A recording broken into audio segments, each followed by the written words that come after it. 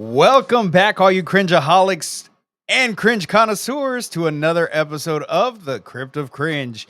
Today, we are diving into one of the most infamous cult classics of all time, a movie that has nothing to do with the first troll movie.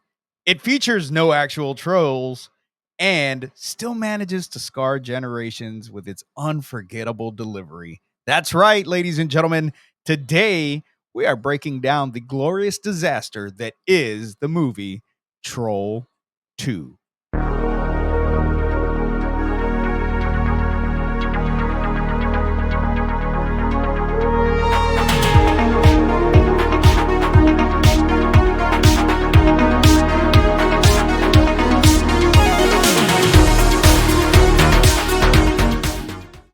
Now, honey, I know this was your first time watching this movie, right? And when we decided to do this podcast, I told you this was going to be at the top of the list. I actually wanted this to be the first episode because of how bad I remember this movie being. So before we jump into cringy cast and we broke it down into the different acts so that we could talk about everything that we found cringy in the movie. What is your overall critique of this movie, being it that it was your first time actually watching this cringy ass shit? I think the title speaks for itself. And I should have seen this coming. It's called Trolls 2, but there's no Trolls 1. No, there is a troll one. They're not related. They are related in the sense that this is a sequel to Troll. Only by title. Only by title, not story-wise, none of that. It is a legit sequel. It just has nothing to do with the first fucking movie. So when I looked it up, it said it had nothing to do with it at all. Well, it doesn't, in a sense. If you're following the story and things of that nature, yes, it has nothing to do with the original Troll movie, because the original Troll movie actually has the original Harry Potter character in it before he became Harry Potter that we all know. That's the little boy's name in the original Troll, is Harry Potter, and he's actually facing a troll. Right. So with this one, Troll 2, when it came out, people were like, oh my God, Troll's getting a sequel. It's going to have trolls in it. And guess what? It wasn't even about trolls. It was not even about trolls. There was not a single troll in there. The only troll in this movie was the fucking writers and directors, because they trolled everybody into thinking this was a direct sequel to Troll, and it was not. This movie was so bad. The acting alone, the storytelling was just absolutely horrendous. But it gave me hope. It made me feel like I can definitely be an actor. You totally can definitely be an actress after this. And I feel like I can work on it. You know, that is my main goal for this podcast, is to give you motivation to become an actress so I can quit my day job. I'm going to make Trolls 3. Troll 3, yeah, fuck yeah. Hell yeah. It's going to be so bad. It's going to be phenomenal. We'll review it on this podcast. So without further ado, let's go ahead and introduce our cringy cast. First and foremost, we have Michael Paul Stevenson, who played Joshua Waits, and he is the kid protagonist. Later, he made the documentary Best Worst Movie about the legacy of Troll 2. Then we have George Hardy, Michael Waits, the dad and famous for his "you can't piss on hospitality" line. And he delivered that line so dry, too. So fucking dry. And then we have Margot Prey, who played Diana Waits, the mom, whose acting is as wooden as the Goblin's masks. And then we have Connie Young, Holly Waits, Joshua's sister, delivering lines like she's at a high school drama audition. And then we have Jason Wright, who played Elliot Cooper, which was the boyfriend, Holly's boyfriend, and king of the useless RV subplot. That subplot was so ridiculous, but we'll get there when we get there. So bad. The friends in the RV, aka Goblin Snacks. The first one was Darren Ewing, and he was he played Arnold, the "oh my God" guy. I used that so many times. Which is an eternal meme, which was great because you were like, oh my God, that's what this is from. So that made me smile a little bit. Yeah, it was phenomenal. They're going to eat her and then they're going to eat me. Oh my God. So great. And then we have David McConnell as David. Wow. Creative writing there, It's guys. so great. And then we have Mike Hamill, no relation to Mark Hamill, who played Drew. Yep. And then we have the Nilbog locals. Deborah Reed, Credence Leonore. I cannot pronounce that. I am so Gilgood. sorry. Gilgood. Yeah, right. The Goblin Queen overacts so hard. It's iconic. It was so cringe. It was so weird. And then she got hot and it was weird. She got hot and then know. she got gross again. It was the makeup. It was the makeup because she was kind of cute. I was Not gonna lie. And Yep, then we have yep. Robert Ormsby, who played Grandpa Seth. I don't know why he's listed under Nilbog locals because he wasn't a Nilbog No. local, but he was the ghost mentor with very, very inconsistent powers. This man was like a ghost god. He could just appear wherever he wanted, whenever he wanted, and in the flesh. And it was, it And was that out 10 there. seconds was pretty much 10 minutes. Yeah, yeah. And then we have Don Packard, store owner. Creepy performance made creepier since the actor was genuinely struggling with mental health at the time. Holy my shit. goodness. Wow. I want to know the history of that. Yeah, well, you can dive into that on your mental health Sundays. Did he that kill you need to anyone? do. No, he did not kill Well, anyone. okay. I mean, That's good. that we know of, anyways. That's good. Okay. All right, so we're gonna jump right into Act 1. Okay, so we're in Act 1. Welcome to Nilbog population. Bad acting, baby, bad acting. So we open with a family about to embark on a cultural exchange vacation in a small town called Nilbog, which, spoiler alert, is goblin spelled backwards. So this plot point was absolutely fucking ridiculous. A cultural exchange vacation. Basically, they were wife swapping, but with the whole family. Yeah. So it was more like house swap, I guess you would say, if it was like a TV show. Yeah. And I mean, this movie came out in 1990, so it probably filmed in 89. I don't remember anything like that existing. Like I mean, I was very much all of like 8 years old when this movie came out, but I don't think cultural exchange vacations were a thing. Mm-hmm. So Josh is warned by the ghost of his dead grandpa that goblins want to eat them way before they ever leave. So we open with the grandpa reading. It's very much like the opening of The Princess Bride. Yeah. Where we're getting this fairy tale being told by the grandpa to the little kid. The acting is just horrible. And then we find out that the grandpa's not there. So we're like, what the hell's going on? He was just there reading the book and the kid was just talking to him. And then we find out that the grandpa died. Mm-hmm. So the goblins, he's reading this story from this storybook about how goblins ate this Peter character or whatever in the book. And they made him eat this green goo that turned him into, I guess, a plant because goblins are vegetarians. I think that's what the whole point of them eating was so that they could prep I don't want to say meat because they're not meat eaters. So they can just turn them into plants.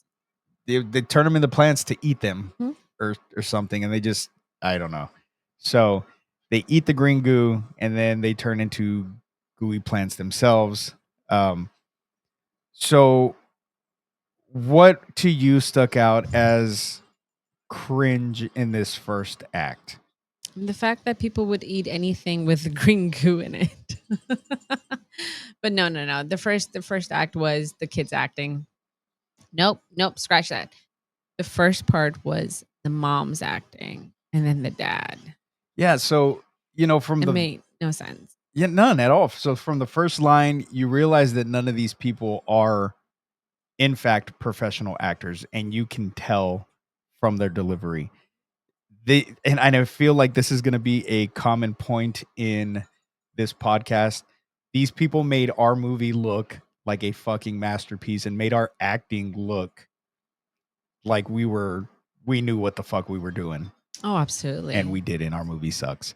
Hey. You had some good takes, all right. She does. But the mom, she felt like when she was reading her lines from a cue card, it felt like when we were watching War of the Worlds, how that one scene where Ice Cube was reading and you could tell he just had the script in front of him. There was no emotion, none of that.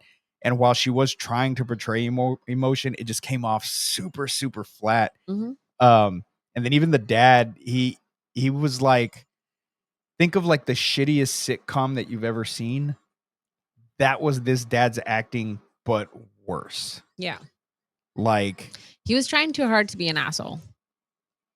yeah, and it didn't. Yeah. He didn't come off intimidating at all. No. And then not even we're not even talking about the daughter.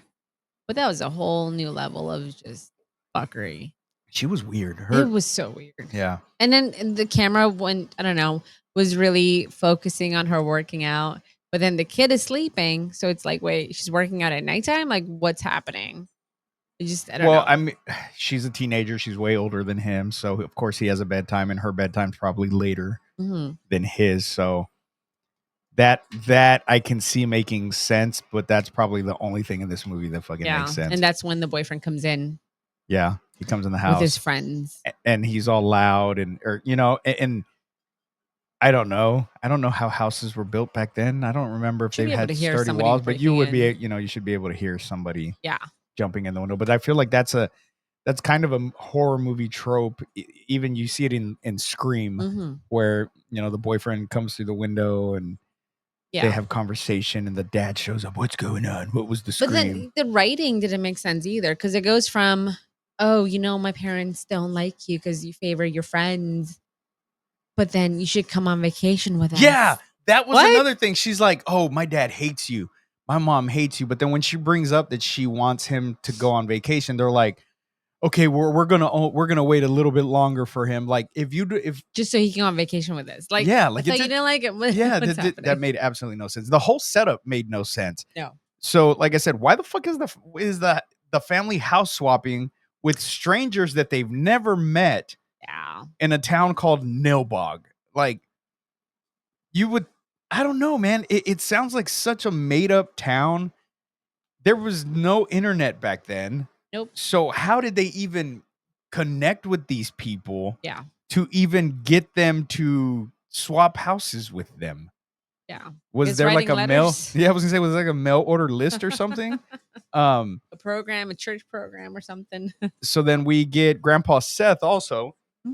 So we're introduced to him at the beginning of the movie with him reading the story, and he is a ghost who has so many damn powers. This man could have been an asset to the X-Men. Yep. He was a ghost. He could freeze time. He warned Joshua, and he was still rocking those pimp ass suspenders. Yep. But his powers were so fucking inconsistent. But and like every time he showed up, it was that like community theater energy that he was giving off. It was that very. It was bad. But he sounded like the snowman from what did I say? Rudolph, from Rudolph the Red-Nosed Reindeer. He sounded like the snowman from Rudolph. So I had to look it up because I couldn't remember. Whoa, your camera is wigging out. No, but it kind of looks cool. It does look kind of cool, and you froze. Here for it. Can you hear me? I can hear you still, that's fine. but your camera froze. It's fine. No, it's not fine because we got to have you on here. Look. All right. Yeah, we couldn't figure it out. I don't know what the hell happened to that webcam. Oh, you know what? We should have just grabbed your webcam. Yeah. Did you ever set it back up? Or is it still unplugged? I think I set it back up. Okay. I'll just buy another one. Why are we recording this part? Well, it's part of it's not a live show. I'll edit this shit out. Anyways, so I don't even remember what the hell we were talking about. Grandpa Seth and his fucking weird ass powers. And then let's see, once we get to Nilbog, they are greeted by this fucking weird ass family that they're just weird. And the food's weird. Everything in Nilbog's covered in green frosting or like glowing goo. It doesn't even look like goblin magic food. It looks like the fucking slime from Nickelodeon back in the day. And not the slime that they have now, because the slime they have now is like very I don't know, it's different. The consistency of the slime back in like the 80s and 90s was like chunky slime. It does look chunky.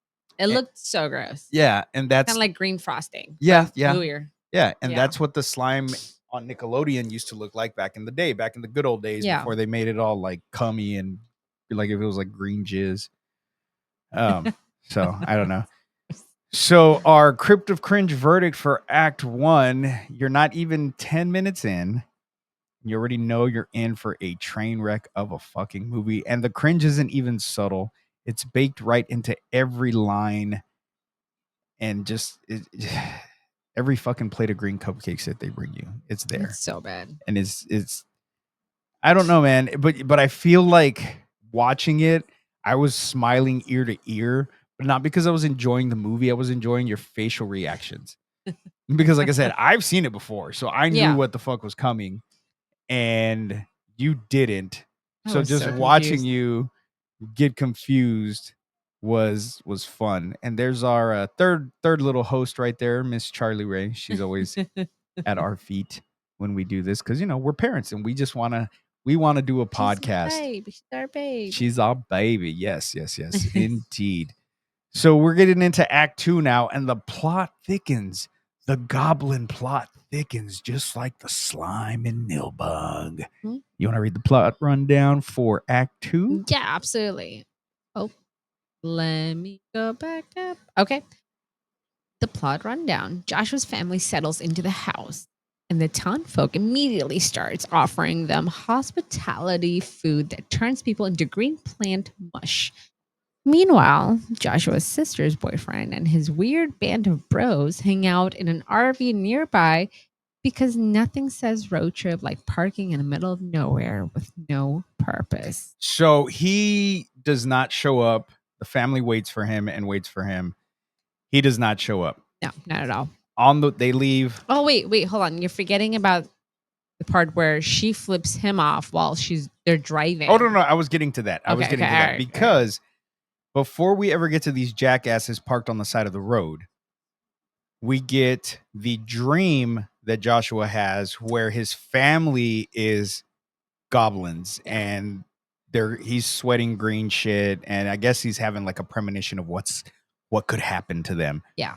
And then he sees Grandpa Seth on the side of the road. Mm-hmm. They stop because he has to. What did he say? Did he say he had to throw up? Did he have to pee or he had to throw up? He had to pee. Okay. So they stop on the side of the road so that he can go to the bathroom, and he just runs up to this fucking old man he sees standing on the side of the road because it's Grandpa Seth. Grandpa Seth starts talking to him, telling him, you got to stop them. Mm-hmm. You got to stop them. And then when the parents reverse, they're like, what are you doing? And he's like, I'm talking to Grandpa Seth. And they're like, what? And he turns back and looks, and it's just some old homeless dude. And he's like, so you're going to give me a ride or what? And they're like, get in the fucking car. And they book it. Yeah. So then we see them drive off. And then that's when we see the jackasses parked on the side of the road in the RV. Mm-hmm. And from a far away fucking distance that no human eye could see, they see her in the car, and she flips them off because she can recognize that it's them from how far away they are. Yeah. And that made absolutely no fucking sense. No sense at all. At all. And it feels like the RV plot, they only put that in so that there was more people for the goblins to kill. Yeah. They needed extra snacky snacks. And it's weird because none of them had any food to eat. They didn't. Even the RV guys. Yeah, there was no food. These dudes were like horrible. It was like they were like an 80s frat. Yep. But not good. Exactly. No chemistry. None. And it was just, they didn't have any purpose other than to be snacks. And it was 100% fucking cringe. Yeah. So a lot of other shit happens in between. The oh my God scene happens in Act 2, which, like I said, seeing you see that and light up the way you did, because now you finally know where that came from. They're eating her. And then they're going to eat me. Oh my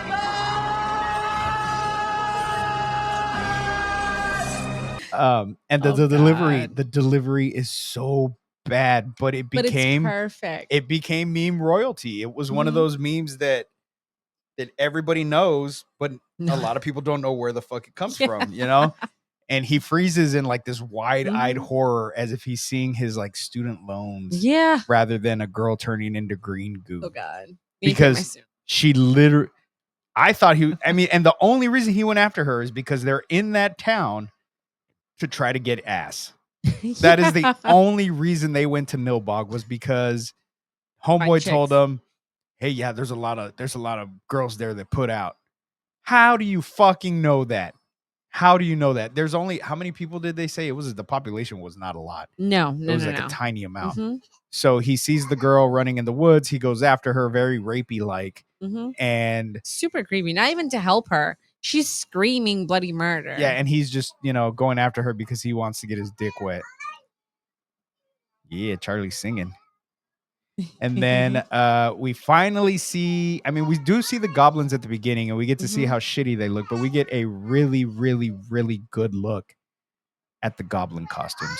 Oh, but hey, one thing I'm gonna add though, the car scene when he's having a nightmare and the way the special effects is done with his nails. That was cool. I thought that was great. That was great. You did mention, you did say that you liked that effect, and that was one of the very few that it looks like they actually put some work into. Yeah. Some of the goblins did look cool. Yeah. But then there was that one goblin whose eyeballs were not cut out. And I thought that was a weird fucking choice because it was just like same eyes expression. wide, same expression. Yeah, exactly. And they were already expressionless because we knew that they were just rubber faces. Yeah. And so to make that weird choice of leaving those eyeballs in there was weird. It was especially when they reuse that same person multiple times. Especially in the end, but we'll get there.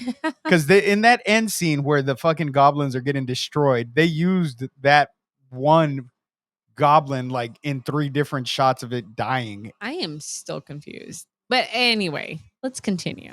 Yeah, it looks like the costumes were just fucking horrible. Those goblin costumes, there was like Party City reject costumes. Exactly. The fact that they don't even blink is so weird. Yeah, and I feel like the actors probably couldn't see shit because the eyes were blacked out on the ones that didn't have eyes, and maybe they had mesh or something they could see through. But goddamn well, the one with the fucking white eyes could not see shit.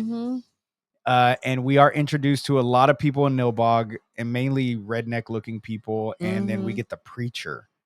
And he reminded me of he looked like a young Kane Hodder. Kane Hodder had that look with the mullet and shit back in the 80s and stuff. So he looked a lot like Kane Hodder, but he was not Kane Hodder, obviously. And he just, I don't know. It was weird. He was very, I don't know. His sermon when he was preaching sounded like something you would hear in like an infomercial. Oh, but not even like a memorable infomercial, like a fucking horrible one from back in the 90s when you were trying to go to bed late at night and that's all that was on TV. Yeah. No, absolutely. It was absolutely horrible. But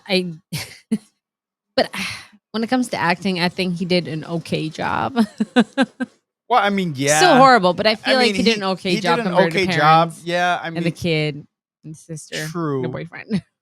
But it was still very flat. Oh, absolutely, absolutely. Regardless of how good anybody acted in this movie, there was no emotion. And then when they did try to, exude some kind of emotion, it was just comical. Yeah, I don't think I have a single person that I can sit here and say they were great at acting. Yeah, they sold me. Nope, none. No, not at all. Because even the kid was fucking horrible.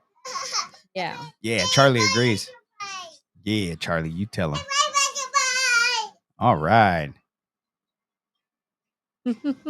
All right. So then our Crypt of Cringe verdict for Act 2. This is where Troll 2 cements itself as a fucking legend. Because every scene felt like a sketch comedy bit, but with no punchline. Yeah. And the cringe is so thick you could spread it on toast and eat it, and it'd be that nice green toast that they were trying to feed them to turn into plant food. And then finally we get to Act 3, and we're introduced to the Stonehenge. Yeah. Which fucking was stupid when the witch was like, my name is blah, blah, blah, whatever the fuck she said her name was. And that she was of, what did she say? She didn't say Norse descendant. Pagan. No, did she say pagan? No. Oh my God.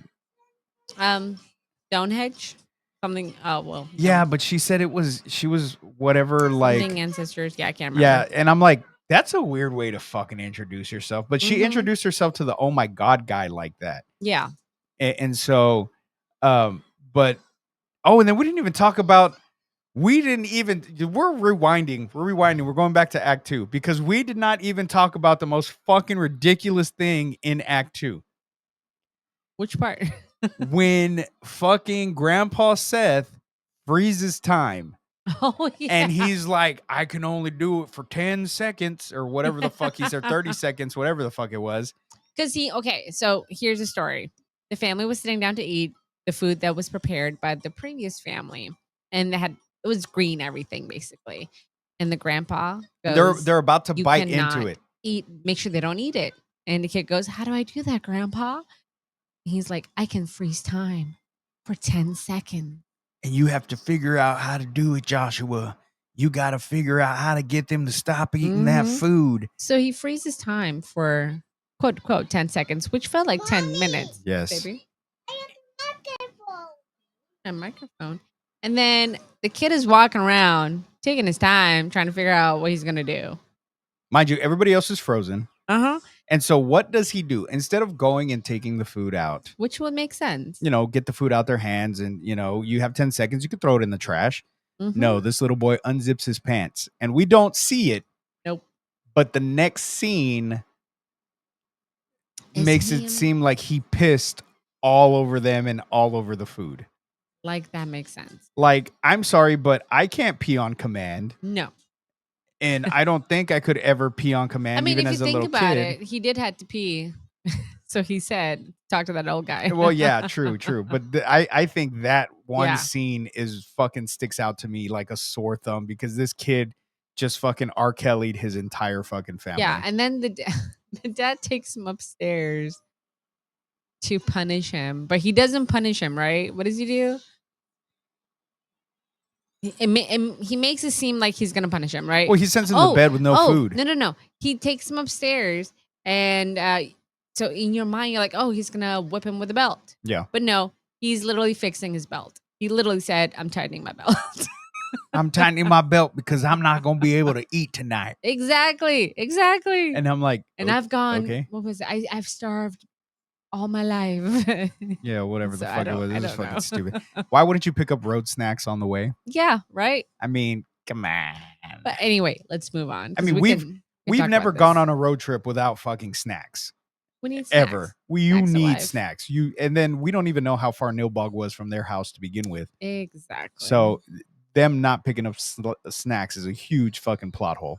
Exactly. So then we get to Act 3, which is we're introduced to the Stonehenge of goblins. Mm-hmm. And Grandpa Seth arms Joshua with a backpack of random bullshit, Mm-hmm. including a motherfucking Molotov cocktail, because of course a ghost is gonna give a child fucking fire bombs. Right. The family confronts the goblins in one of the most pathetic standoff scenes I have ever seen in a fucking movie. You have all these goblins surrounding Mhm. 3 people. The boy is on the fucking porch because he just threw a fucking Molotov Yep. cocktail at the preacher. Yep. Who then, because Josh has been trying to tell his family that they're, goblins, they're goblins. Nobody fucking believes him. And he throws a Molotov cocktail at this preacher, just hoping that he's right. And the dad sees that this pile's on fire because they were having this huge party for them. And everybody in the town showed up to give them all this green Mhm. shit and to show their hospitality for them in Nailbog. And the dad sees that, oh my God, it's a troll or a goblin. It's a goblin. And so everybody in the town's staring at them. And they're just slowly backing away. Yeah. And the townspeople are slowly getting out of their way. But no one's stopping them. And nobody's fucking stopping them. I don't get The that. whole fucking town was there. Bum rush them. Make them eat the green shit. You're fed for a couple of days. What the fuck? But they didn't eat it. No, they didn't. They did did not. not. They did not. Nope. So I guess they're worshiping Stonehenge magic. Mhm. And Joshua ends up going there and touching the stone. Wait, you're missing it. What am I You're missing? missing the part. Before he goes to touch the stone, he's in that area. Mm-hmm. All these goblins are bombarding him. And the way he fights back is by eating a bologna sandwich. Oh, that's right. The bologna sandwich. Because they're all vegetarian. They're all vegetarians, and him eating that fucking because Grandpa Seth tells him there's something in there, but I can't tell you what it is, and you can't use it until it's absolutely necessary for you to use. And he's just and it's a standing fucking there just bologna eating sandwich. A bologna sandwich. It's Like- a big one too. Yeah. Oh yeah, and it was like thick, Yeah. thick. And I don't know if you've ever eaten bologna, honey. Yeah, I have. Yeah, I don't like it. I'm Cold okay. bologna is disgusting. I'll eat a fried bologna sandwich, but cold bologna, fuck no, that's disgusting. But anyway. But that's how he stops the goblins from fucking attacking him, so that he can get up to the stone and defeat the goblins with the power of goodness. Right? I don't That's know what it that is? means. Yeah, Yeah, power the of power of goodness. goodness? I don't know what that is. I don't fucking know.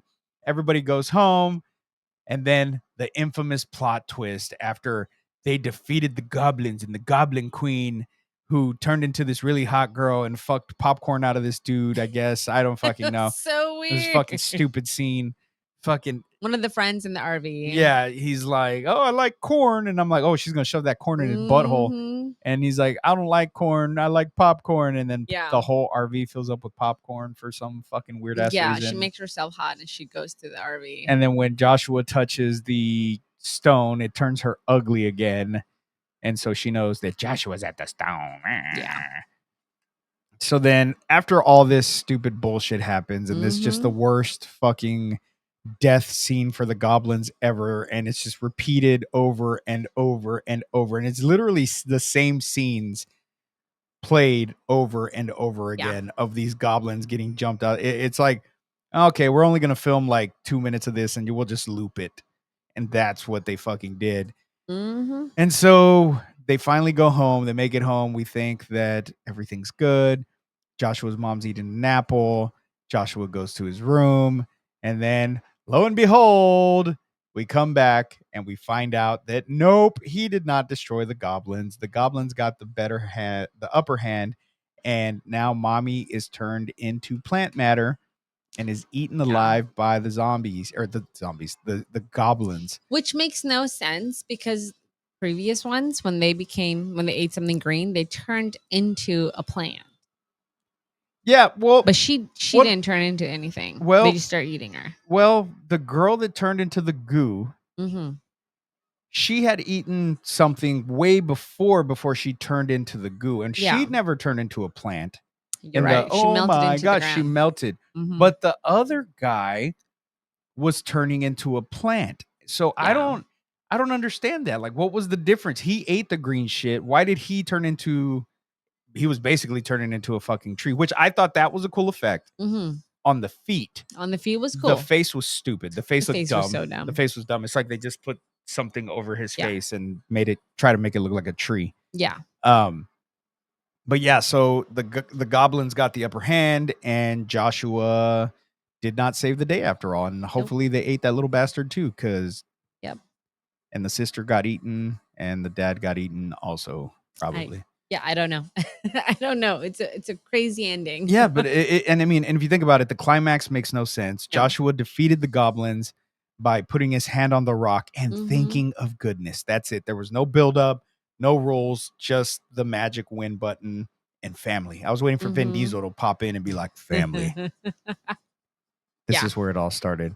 Yeah. The Goblin Queen was cringe as fuck. She Mhm. was overacting to the max. I don't know. It was just weird. Yeah. Her makeup randomly changing for whatever fucking reason. I would love for the actors to watch this movie now.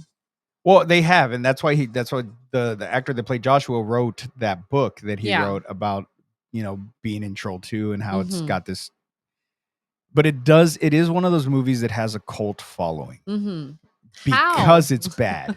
Because it's bad. God. People, I mean, there's people that love bad movies, there's people that eat this shit up and they just enjoy watching movies like this. And I will say, as cringe as this movie was, I did enjoy watching it. I wasn't pissed off at the end of it like I was watching fucking War of the Worlds, but I've seen this one already. Mm-hmm. You know what I mean? So I already knew what to expect. I already knew that it was not going to be a good movie. There are some movies on our list coming up that I have never seen.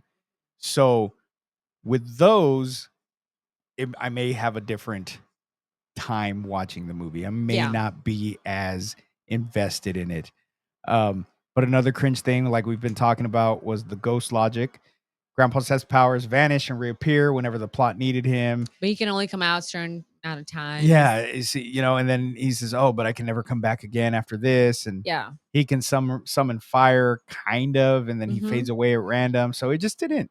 Super weird. The ghost logic was weird in this, and then the Yeah. ending, of course, the mom's death is gross compared to the rest of the movie, but it's so quick Mm-hmm. that it's ridiculous, and it lands more comical than horror. Yeah. It's more of a comical death than this scene where you're supposed to be like, "Oh my god!"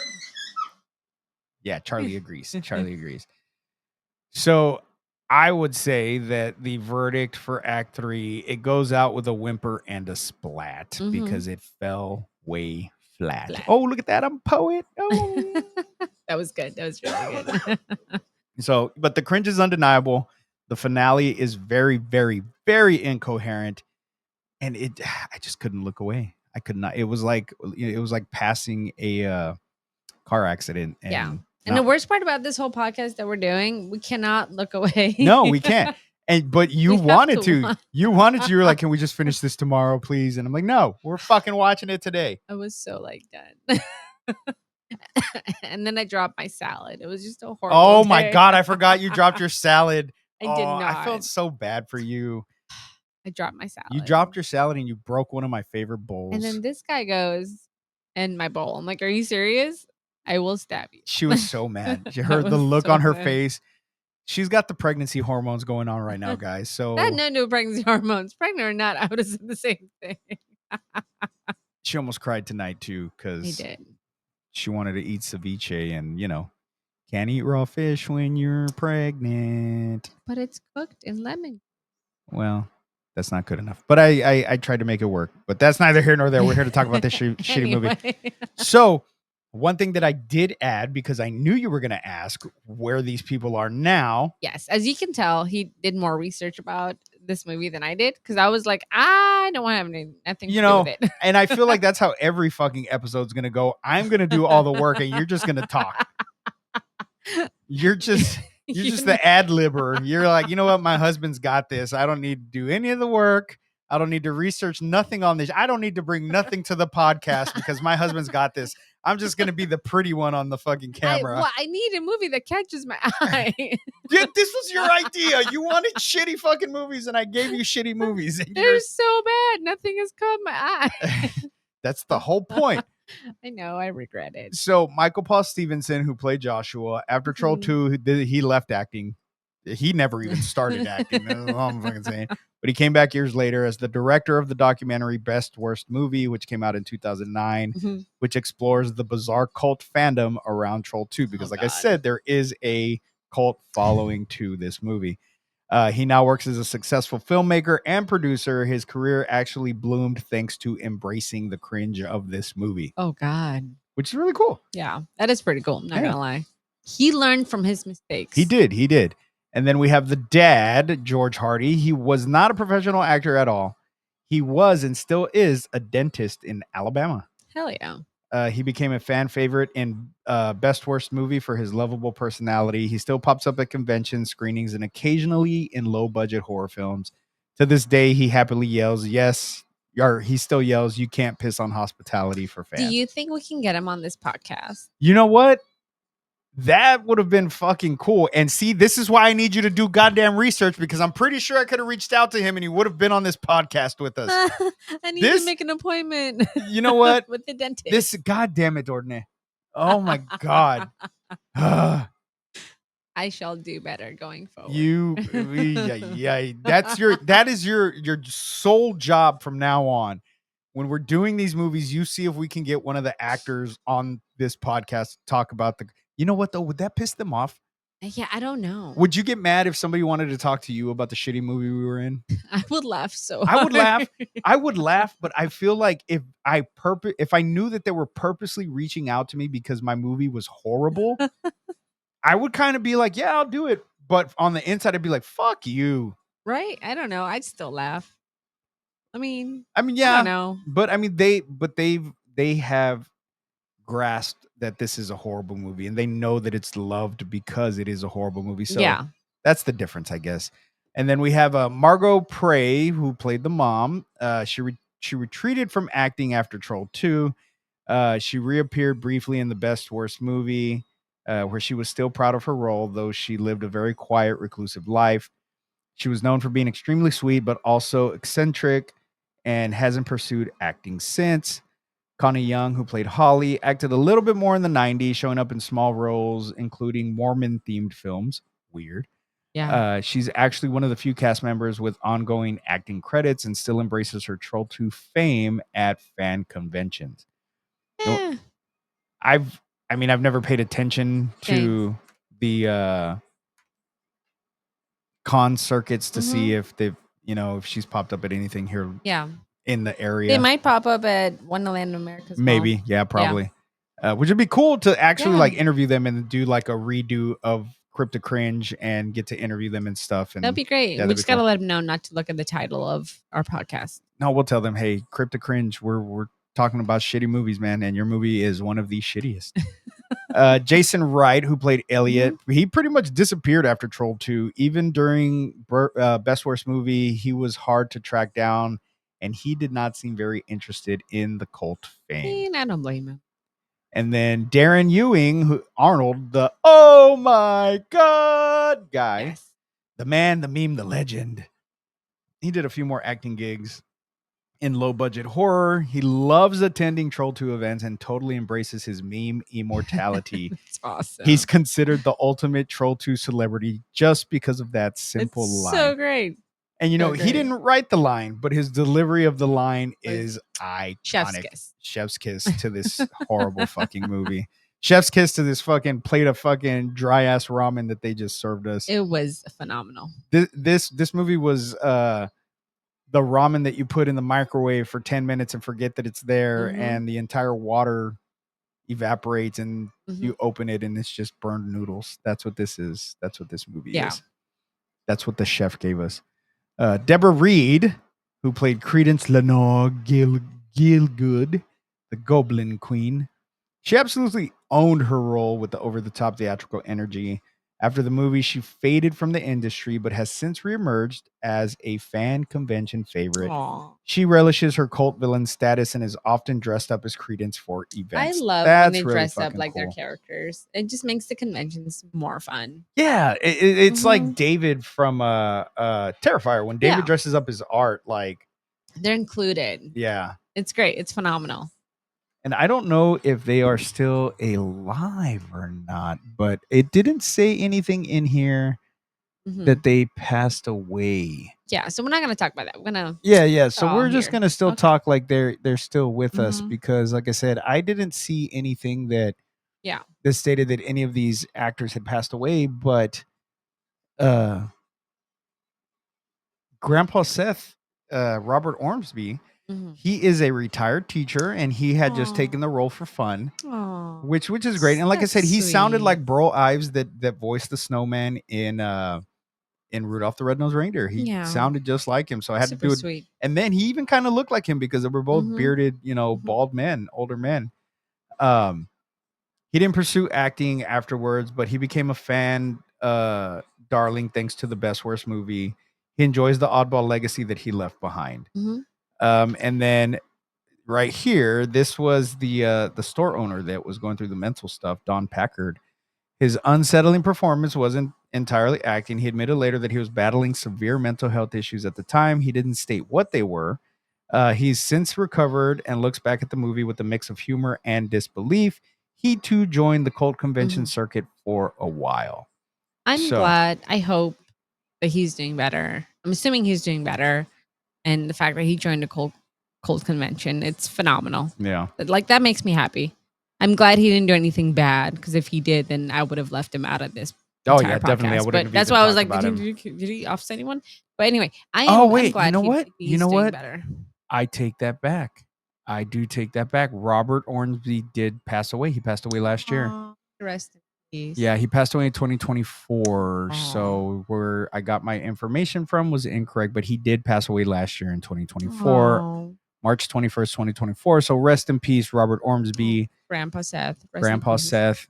Don't show up as a ghost, please. I don't need any of your weird powers, man. But rest in peace. Yes, definitely rest in peace. Okay, so this we got to give it a rating. All right, and on the cringeometer, because that's what we're calling it, I Yeah. decided afterwards, after our last episode, we're gonna call it the cringeometer. What are we doing? So we're gonna do the same thing: a rating 1 to 10, 1 for not that cringe, 10 to the cringiest thing you've ever seen, and anything in between. So what are you going to give it? What is your score on the cringeometer so that I can type it in and then we do a total? 9.5.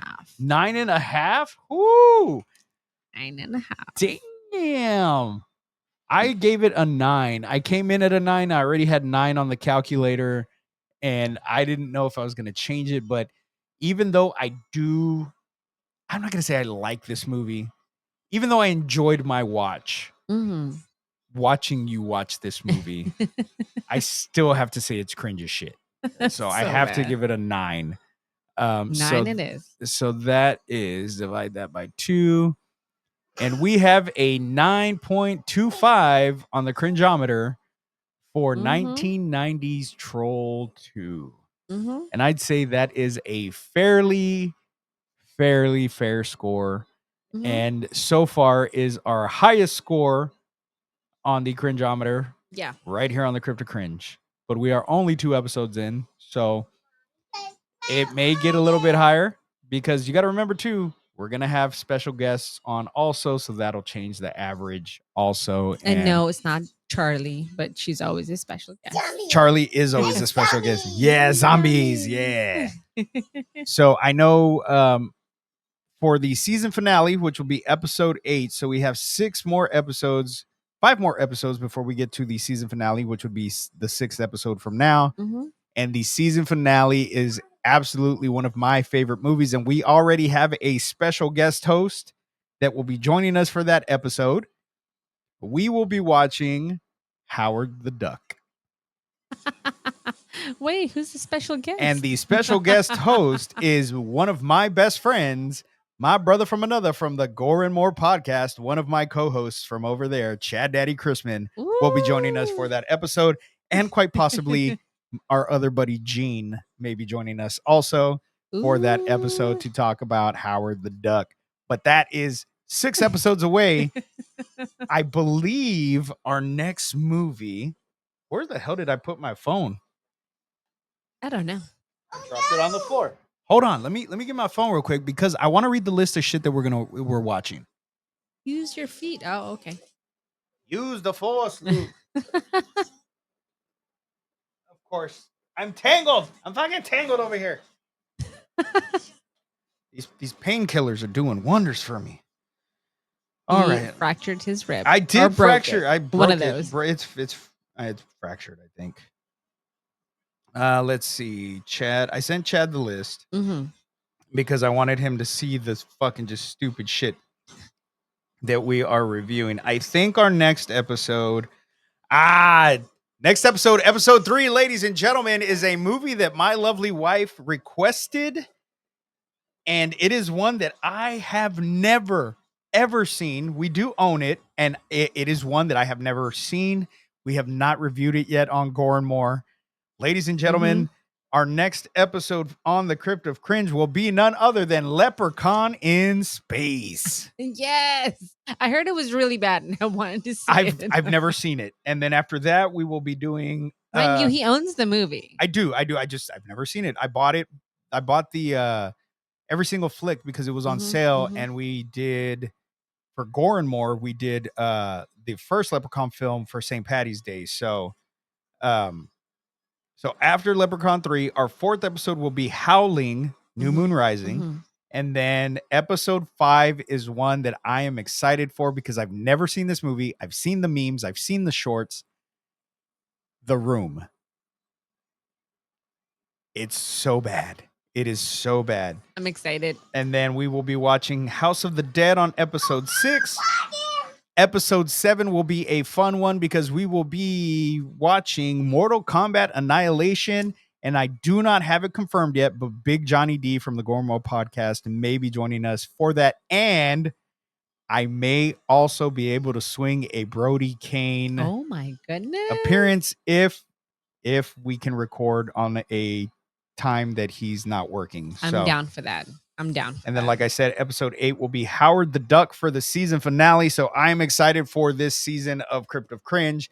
Also, ladies and gentlemen, if you have any solid picks for cringe movies that you want us to add to the next season, email us at cryptofcringe@gmail.com. And we will obviously give you a shout out. We will as give well. you a shout out. If you want to be on the podcast, as long as you got a good Mhm. setup, we'll bring you on. It doesn't have to be that good. Look at ours. Well, I mean, speak for yourself. I know. Look at mine. I'm professional over here. My camera broke halfway Your through. camera broke. Okay, that's on your side. Okay, my side over here. I'm doing good. All right, and we'll get your. Look, as long as you got a camera, you're fine. You got a microphone. You got a Microphone, you're camera. good. You're good to go. You're We good. got this. So, our final takeaway from this movie is, Troll 2 isn't just bad.